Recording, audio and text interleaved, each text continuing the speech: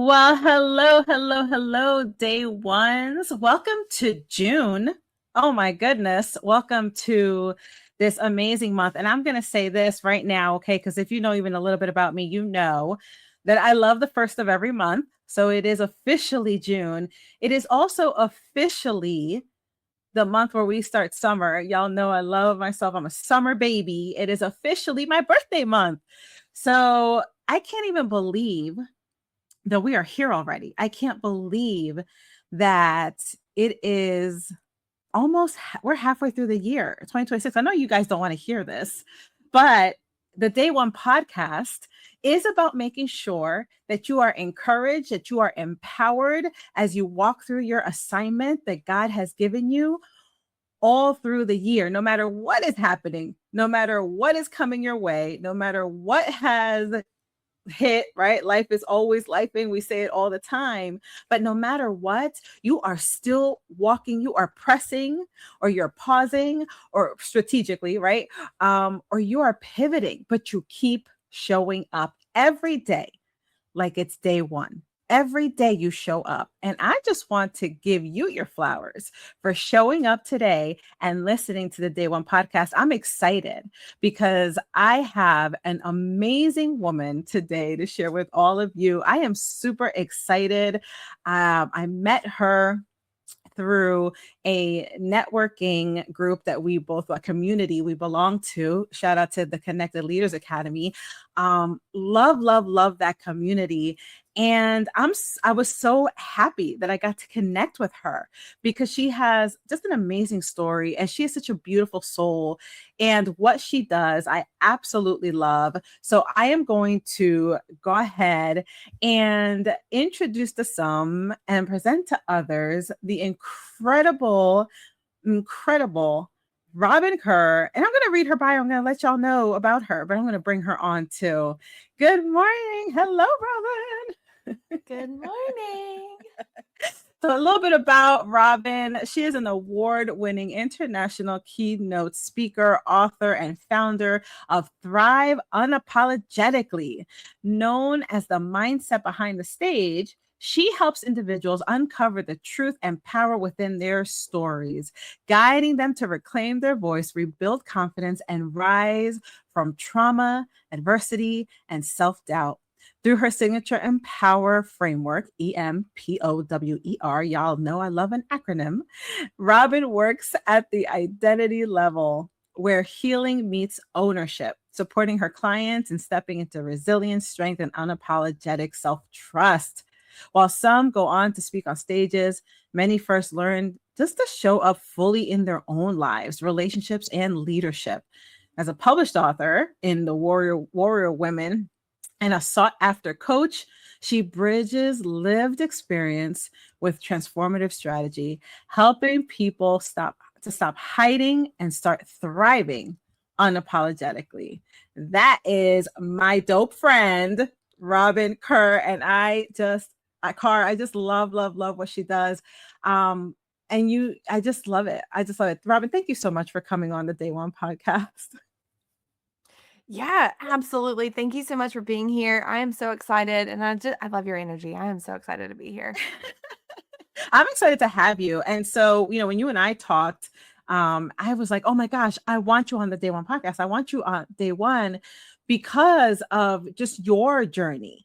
And I so appreciate people who do a work that they themselves have done. Right. It's one thing if teach somebody, coach somebody, do something, but you've never gone through it yourself. You've never done the work yourself, right? You've never that's different. But when you have done it or you've been through it and now you're on the other side and now you're bringing people along with you, to me that is the best expression of walking in purpose.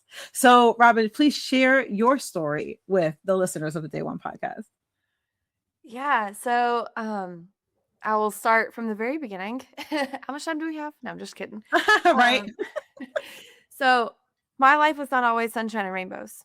And I have experienced a lot of things in my life. And then I'll get more into that kind of in a retrospect, but I did kind of what every person thought they were supposed to do, right? Like you get good grades, you're the cheerleader. I went to college early, like I, got a 4-year degree, started working in the corporate world in various avenues, and I never really felt fulfilled. During my corporate journey, I never was like, this is it. I'm doing God work. I'm doing what I'm supposed to do. It paid the bills. Sure. There were some really neat experiences along the way. And it was one of those situations where there was always something more. So I bounced around my career a lot, which didn't look very good on my resume, but I was very versatile. And then fast forward to 2024, I I'm not going to say I was victim of, but I was subject to um, one of those corporate layoffs that they do like a huge manning reduction, right? And so as that happened, I mean, it was crazy because in April of 2024, I got in a raise. I was being like very well acclimated, like accommodated, all of the things. Like I was on the trajectory to do even greater things. And then I was part of the layoff. So in a 15-minute meeting with my boss, I went from over 6 figures to zero. Absolute zero. No backup plan. Um, didn't think I needed one. Like I was doing great. And and when that happened, like I didn't have income for 6 months. Thank God for my husband and for savings. And I was like, I've got to do something. But in the middle there, I fell into a deep depression. And that is something that if you had known me before, you would have been like, this girl depressed? Are you sure? Because like I was the cheerleader. I was I was the all the things. I was always the person that the people came to when they were having a bad day. And I remember the moment that I sat there talking to the people closest to me and just out came the words. I was like, I miss my smile. I don't remember the last time that I smiled. And I mean, everybody went quiet, and so did I, because it was like, whoa, that was real. Like, and that was truth that had just been pushed down. So that led me down this journey of self-development, personal development, and healing. And because what's crazy is, so I have a BS in psychology, but I would have told you that it was a BS in psychology because I was like, they teach you how to analyze and judge and do things for other people, but never intro, like at all. So on this journey, and I started thinking about my past, and I was like, whoa, I'm healed from that. Like, why is this coming up? And when I speak, I give this analogy of what I call the Band-Aid effect, where I was living my life as though I had had major surgery. And then 5 to 7 days later, you go post-op, they remove that bandage. Like, yeah, surface level, you're healed. But deeper, you're absolutely not healed. And that's how I was living my life. So in this depression, personal development, I started getting back to it started with positivity and gratitude, like very basic, just okay, if I can find one thing to be positive about today. And then I read the book The Magic, which I get no props, but if you have not read the book The Magic by Rhonda Byrne, I highly recommend it to you and to all of your listeners because it changed my life. The magic is all about gratitude, but it's not just like, oh, I'm thankful that I have food to eat. It's I'm thankful for the farmers and the fishermen and the truck drivers and the Mhm. store stock boys and the everybody in between, right? That's good. Uh, deeper level. So then I go back and I'm looking at the trauma. Not to get too deep there, but I'm a survivor of every type of trauma, or not every type of abuse that you can imagine. And as I started digging deeper into this, I was like, I want to heal. I want this to know, like, I want to no longer genuinely be affected by this. How do I do that? So that's where the framework came from.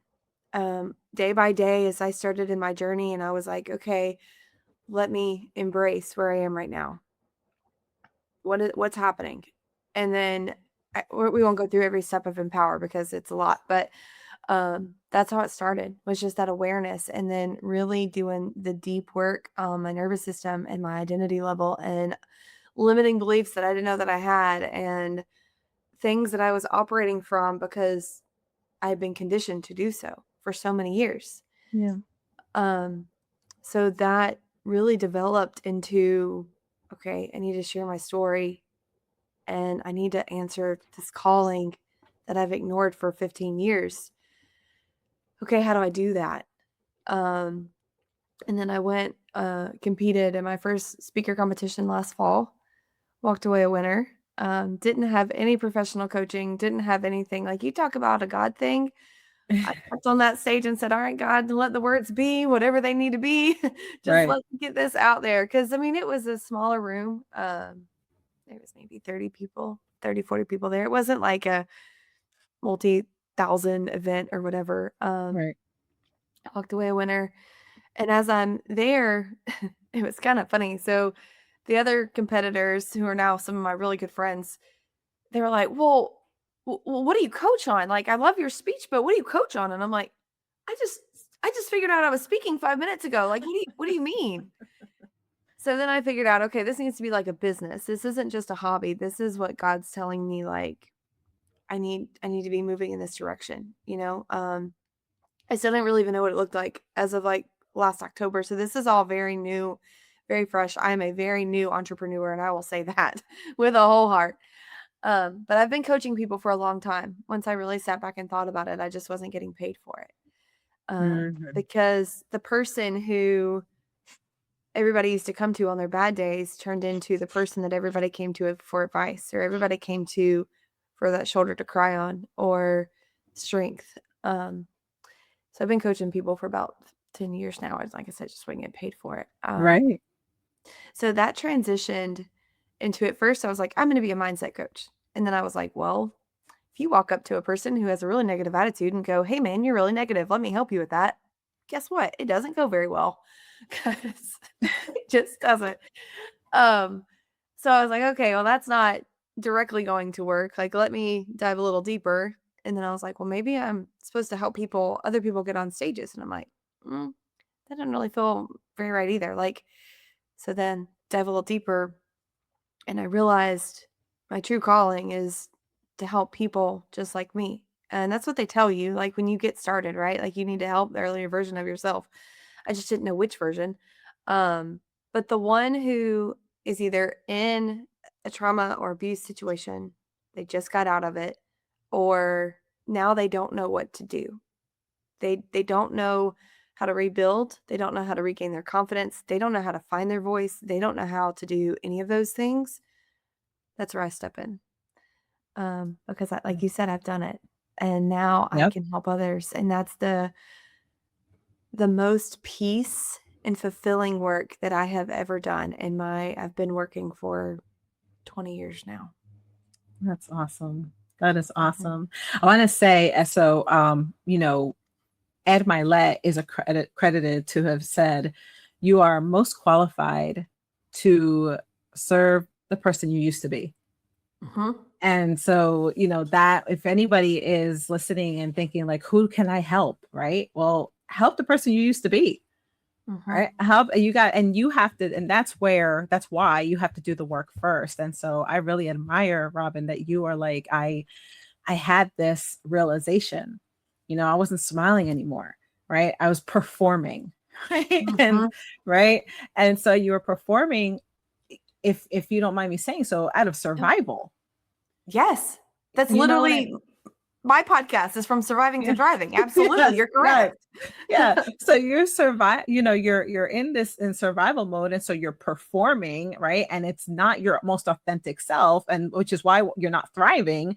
And you had this aha moment of, oh, I'm not smiling. This isn't it. And so for you, so many people are so there's the people who are not aware, right? You just don't even realize that you are not living your most authentic self, not thriving in your space in your life, and they don't realize it. But then there are the people who are aware of it but still don't do anything, still don't make a shift, um, still don't respond. You know, how would you approach somebody, either one? How would you approach either audience, the ones who are not even aware of it? and then the ones who are aware, but they're kind of stuck. Yeah, so the ones who are not aware, I have learned through experience are more difficult. And what I've really realized with them is that it's more about being present and being in their circle without necessarily being in their circle. So like if I post something on Facebook that resonates and they're like, "Oh, that's interesting." Okay, that's a win for those people. Or, I do videos and reels, and sometimes I get real silly and sometimes I get real serious. It just depends on the day. Um, and sometimes those are the ones that really reach people because sometimes, like, actually, little foreshadowing, I'm going to post a video today, actually, of me chopping up a root in my yard, but the message is not about chopping up a root. Mm-hmm. So those types of videos seem to get more awareness for the people who are not aware. Like they're at least start tracking. And what I love is those messages are the ones that tap into the subconscious. Because I promise you, before my depression, like if you would have talked to me about trauma, I'd have been like, oh, I don't want to talk about that. Like, let's just Right. not go there, because you don't understand that you're still holding things and they're actually affecting you every day. So for the other people who are aware, it's kind of the same. But I don't know if you know this about me, so I can be a little blunt. And if I Please. get if I get comfortable with somebody, like you've been in my space, you've been seeing my stuff, and yet you still won't take the leap. My first question to you is why? Why are you choosing to allow yourself to still be miserable when you can see, inside there's more? Mm. You know that there's something that you are being pushed or pulled, um, whatever that might be. That is my number one question is why. And then usually I will invite those people to come to some kind of session with me, whether it's a speaker event, whatever it is. Mm. And because most of those people don't know my whole story.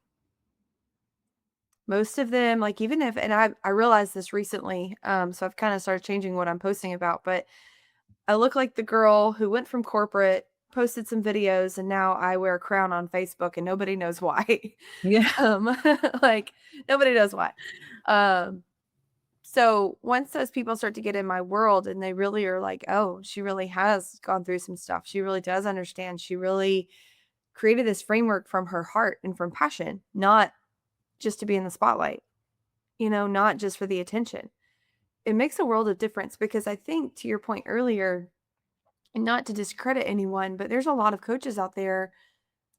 They wake up one morning, they're like, I'm tired of my job. Let me read a book. Let me do some AI stuff. Yeah. Okay, I'm a coach and I'm going to teach you how to do X because that's whatever AI tool told me that I should coach you on. Yeah. More power to you. You might be making more money than me. I don't know. More power to you.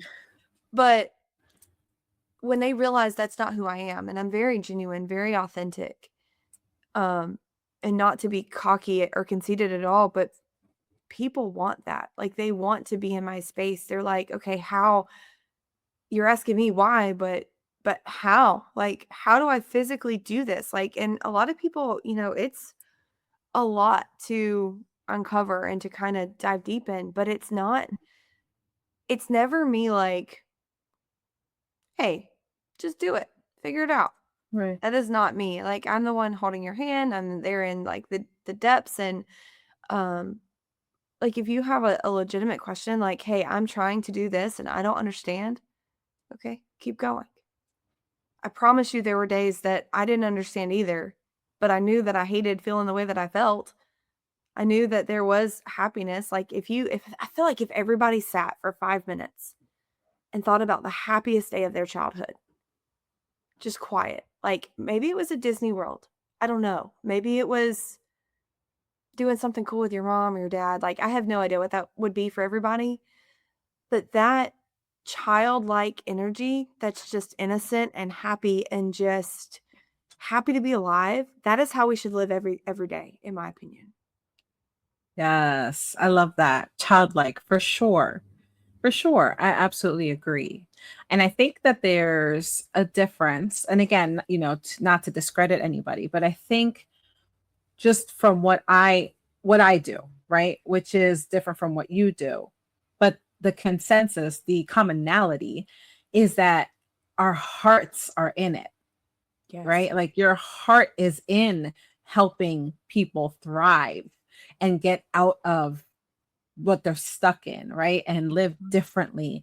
My heart is in people sharing their stories, right? Or their expertise or what, what God, the gift that God has given them in books. So your heart is in it. And when your heart is in it, you don't do it from a place of it's all about that income.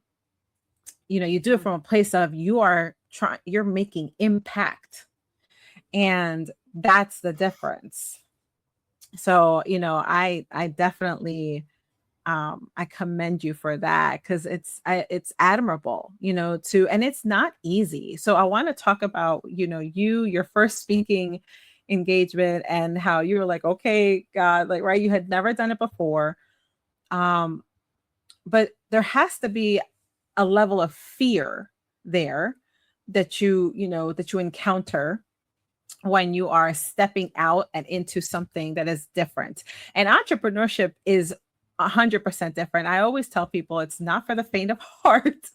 No, it's not. You got to be in it for the long run. Like you play the long game. Like this is it, right? And so if you could talk a little bit about that, talk about the fear, addressing the fear when you are moving now into this different mentality of thriving, and then even the fear of stepping into something different like entrepreneurship. Yeah, I am so glad that you asked this question. Nobody asked it enough, and this is one of the things I coach on, but it's so true. So for me personally, there was a lot of different types of fear. Um, I did not know this until I started public speaking, but sorry, I have all the things happening. There there was I did not know that the number one fear in the world is public speaking. I did not know that. Like over dying, over roller coasters, public speaking is the number one fear. So, I personally have never been afraid to be on a stage. I grew up in Bible drill and children's choir in um doing plays and stuff at church. I grew up, I was in middle school, I was what they call an Eagle Ambassador. So I was like on stage, helping the veterans and like never had a problem with the spotlight. Like you said, I was always performing. So when you remove the performing mask and then you also remove the perfection mask, because that was the one that I had been hiding behind for years, my biggest fear was number one, and I don't even know if I told you this the other day, I can't remember. Nobody knew my whole story. Nobody. Even my mom. My mom did not know my whole story until about 3 years ago. Um, and so there's definitely it's not just the fear of people seeing you differently, because that is absolutely there. Um, it's the fear of judgment. It's the Mhm. fear of people thinking that I'm doing it for the wrong reasons, people thinking that I just want the attention, or that I'm just a Me Too girl, or that I'm insert X, right? So there was all of that. But I think my biggest fear um, was getting up there and being so vulnerable and not just bawling my eyes out on the stage. Because before, when I would talk about my story and talk about different aspects, I could not cry, right? Even though I thought I was healed, like I could not cry when I would talk about it, if I would talk about it or even like think about it. Um, and I just remember like before, like I got really hyped up. Like I almost felt like I was on like some kind of weird, I don't know what, but I got really, really hyped. Yeah. And I was like, okay, whatever happens, just don't cry, just don't cry, just don't cry. Like I almost forgot the speech because I was so worried about not crying on stage and like what others would think. And I remember the vulnerability being huge for me, because when people have seen you as this perfect person where your life is together, you have a wonderful husband, you have the great job, like you have all of these things, only to find out for the past 20 years that none of that's been true. Mhm. It's a lot. So there was definitely that fear. There was a confidence fear. Of course, imposter syndrome. It was there, which definitely ties into fear. It was, well, why does your story matter? Who are you to think that anybody cares about your story? So I had to work through a lot of that. And then the physical stage part, and people, I don't know if people believe this, but it's true. So I feel more at home on stage than I do with sitting on my sofa. I love it. I just feed off of it. Like there's a part of me that um truthfully I was born to be on stage. Like, and Yeah. not even in a conceited way. Like that's just where I feel at home. And so the stage part, like I I don't remember the number and the order that I went in. I think I was like number 4 or 5. But I was the only one who literally danced my way to the stage because I was so excited, and it was like this coming home feeling. There was also a fear of like, oh my gosh, don't trip over the stage, like don't fall up the Right. stairs kind of moment. Right. But yeah, Although you could have so made that in your message too. Like when you fall, you get back up. precisely that would have been my new intro 1,000%. I would have just rolled with it. Um, but there was a lot of like that bubbling anxiety, when Yeah. something is new and different. And then, so entrepreneurship for me, um, was a different type of fear also. It was Mhm. still this, all of the other things too, because of, you know, the work that I do and trying to figure all that out. Yeah. Um, but it was absolutely a financial fear too. And it was a, how am I going to make this work? Like, what am I going to do? We can't lose our house. Like, that's not an option. I got to figure it out. Yeah. Um, it was also the fear of, I have to figure this out today. Like, I have to learn all of this stuff, and how do I do this? How do I do this? Like, do I need to go to school? Do I need to get like a business management degree? And I'm like, I don't have time for that. I need to make money yesterday. Like, Yeah. and it's not just about the money, but I was still in survival mode where I very much like, that was real. I mean, that was real life. Like I said, from 6 figures to zero, had to figure it out.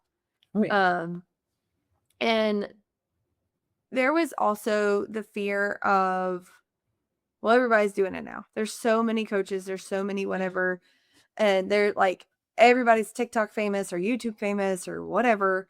And I'm like, do I even want to be in that space? Like, am I comfortable even being this vulnerable globally? Mhm. Yeah, because it matters. Oh. So I really focused on my why. And, I have this huge thing on my heart that I want to be the start of a positive ripple. And I have a pond outside where I used to go and do my little pond side chats where I would talk about the real, the raw, the funny, like the whatever that I had realized that week. And I would always watch the ripple just grow. And that was like, that's my purpose. Like that's what I want to do. And so um I really don't know how I was able to quiet that fear, because that one was, it was hard. And the money aspect was absolutely very hard. When you've got real life that's like, hey, if you don't succeed, this, and this are going to happen. It's like, Right. okay. Right. Yeah. That's real. And I think, it's so funny, Robin, because even though so the work you have been doing for, 20, a long time, the entrepreneurship side, I guess officially, right, has been, since I want to say late last year. And so, but I've been doing this for 8 years and I still get that. Like, I still am like, I really don't have stable income. Mhm. Right? Like I don't, because you don't. And you can project. I'm not talking about projections and what, I'm talking about you literally live off of, this is the gift God gave me. Right? And so I love when you say, I feel at home on the stage, because to me, and I want to make sure that there is a level of confidence that listeners get from what you said in what they do, because that is how God created us. So when you are on the stage, I call it being in your element, right? You operate in your genius. And so I love that, because when we operate in our genius, when we are in our element, in those things that God created us to do, that he did, Ephesians 2:10, that he prepared before we stepped in here on this, or on this earth, that is worship to him, because none of us, it's not for us, it's not about us. And so when you do that, when you say that, I want listeners to catch it. It's a confidence thing. What are you, to the listeners, where do you feel at home? What do you feel at home doing? I love when I am sharing people's stories, when I talk to them about what they've lived through, or what they've experienced, or what they know, in their profession, and I get to talk to them about how they can share that with the world. That is my element. I love that. I feel at home there. So I love that you said that, and I want to make sure I hone in on that, because there's so many people who shy away from, or they have this like false humility, right? This false humility. Oh, you can be humble and still be 100% confident in the gifts that God has given you and the talents he's given you, and be unapologetic about it and thrive. Unapologetic, okay? So you can absolutely do that. And so I want to encourage the listeners, because everything Robin is saying is so spot on. It's not the absence of the fear, never goes away. Like it just never goes away. You just navigate through it and you keep showing up. So I want to ask you, Robin, in what you do, how do you, right, keep showing up? What helps you? What is it for you that is like, I'm going to show up every day. It's day one every day. I'm going to show up. What is that for you? Yeah, it's a lot of things. There is still I'm not going back to corporate kind of attitude about me. So there is very much that. Um, Part of what I do is, teaching women, well, mostly women. Everybody's welcome in my world. But I no longer want to be told to be quiet, like that my opinions don't matter, in the corporate world. And I experience that a lot, because what I used to do, I worked with a lot of men, and this is not, there's good apples and there's bad apples. I don't care Right. what kind of apple you are. Um, it just was so annoying to me. And I'm like, no, I have good ideas. I'm freaking smart. I went to college at 16. Excuse me, sir. Yeah. So there is a little bit of attitude there. Unapologetic attitude at that. Yeah. But there is also a bigger picture for me, to help, to be the person to help the people that I didn't have when I needed it the most.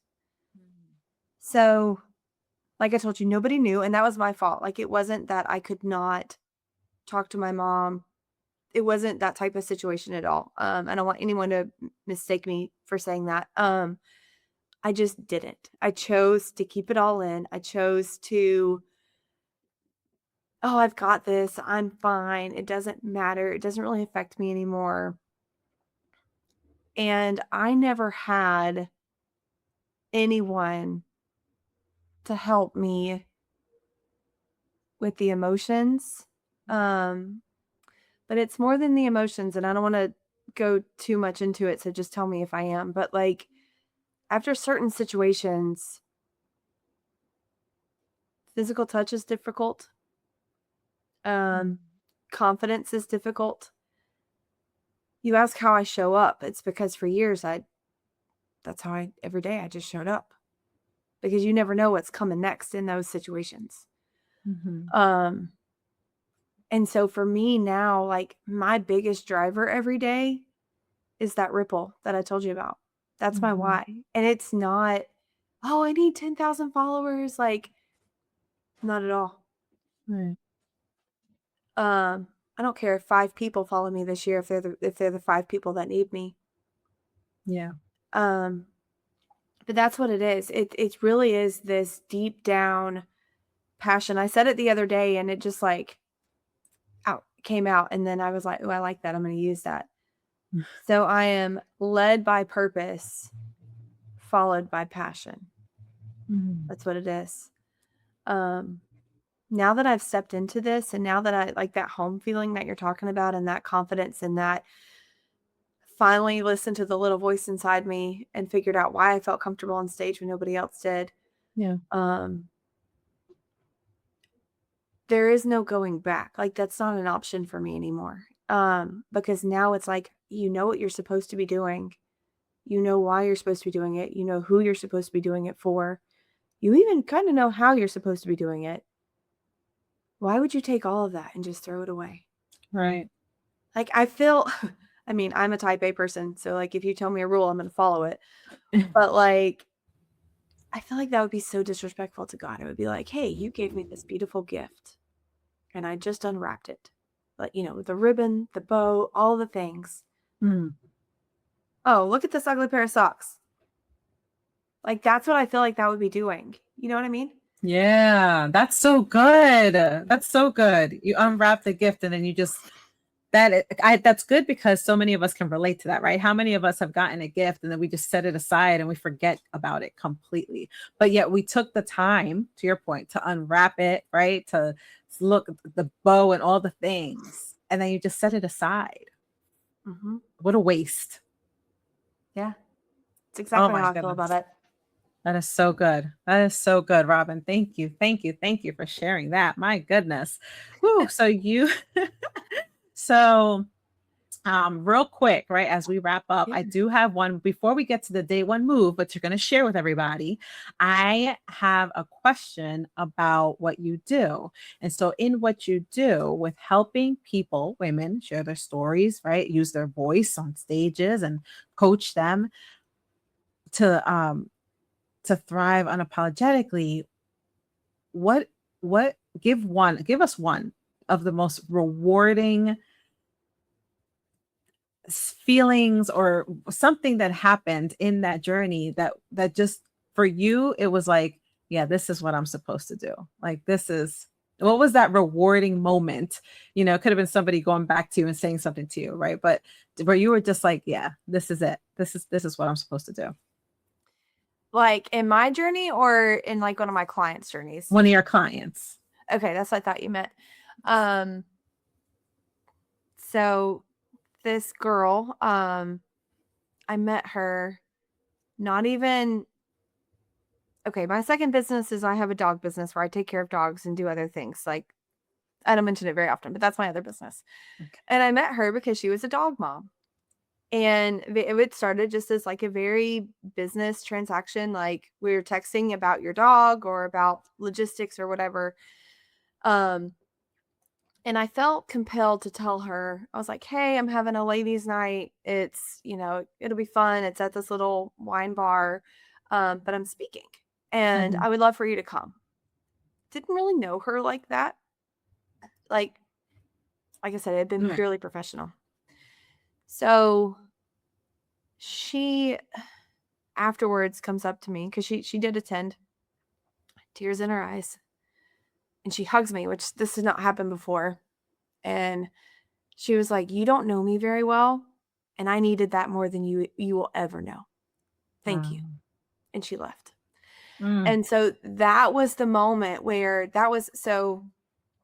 I had created my own stage. I was friends with the owner of this wine bar, um, and filled the room, which that was crazy to me too for my first one.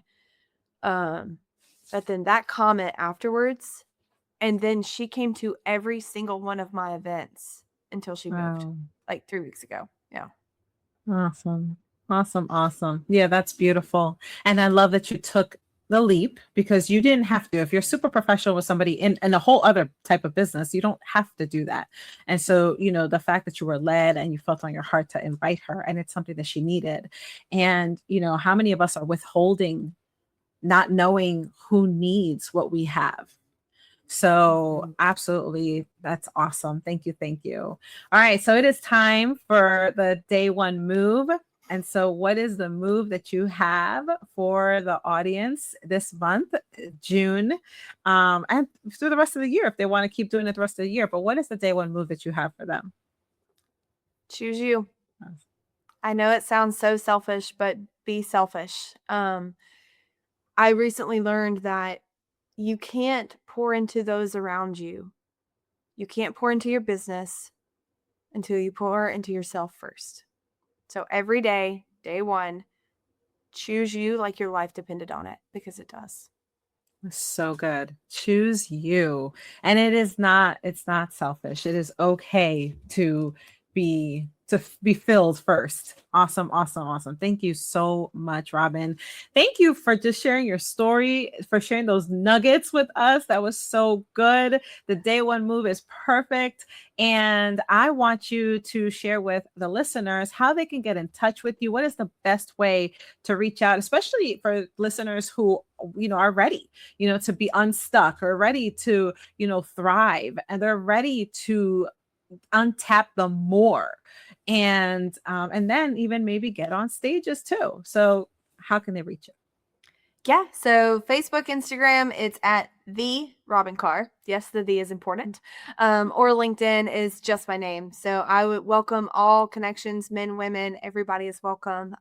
Please reach out if you are ready. If you have questions, I am here, and there's absolutely zero judgment.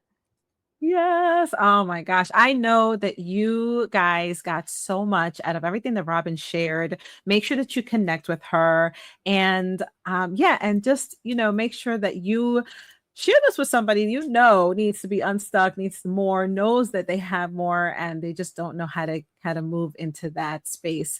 And make sure you follow the Day One podcast. All of Robin's information will be in the show notes. Make sure you subscribe, and I cannot wait to see how your life thrives after you start choosing you. Robin, thank you so much. I appreciate you. Yes, thank you. Bye-bye.